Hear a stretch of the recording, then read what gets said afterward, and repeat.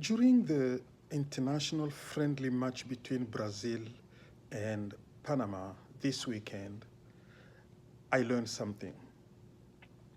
I learned the importance of structure, leadership, formation.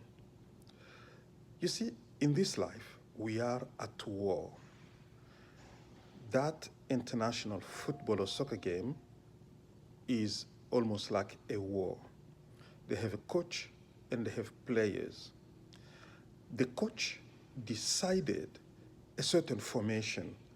In other words, a certain structure of how the game will be played. That structure was the foundation that determined the results. Same players, same skills, same experience. We had two different halves of the same game. During the first half, Brazil scored 2 goals and came under repeated threats from Panama. During the second half, Brazil scored 4 goals. What was the difference? Same players, same coach, same game, same environment. The difference was the structure. Carlo Ancelotti, Brazil's national team's coach, changed his formation. He went from 4-2-4, which he used in the first half, to, I think it was 4-3-3 or something like that.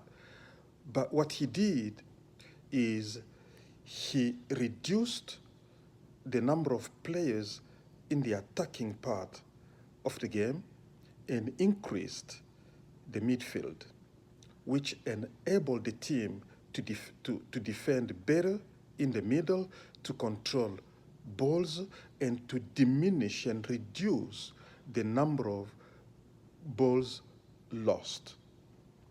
So that denied the adversary a number of extra touches. As a result, Brazil dominated and Brazil doubled the impact. What lessons do we learn from this in life, in our family structures, in businesses? I've had some people in my business who would not follow the structure established. They insisted on imposing their own structure. You see, the Brazilian players, many of them are international players. Vini is one of the best players in the world, Rafinha, but they followed the leadership. They followed Ancelotti. Ancelotti may not necessarily know best, but when the established leadership decided the structure, they brought their best within that structure, and there was no quarreling. They didn't fight Ancelotti. You know, I told you so, or something like, why didn't you do this all along? No, they simply followed and played within the structure. They trusted the leader.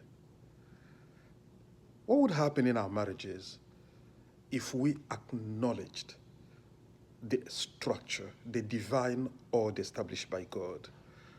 We are so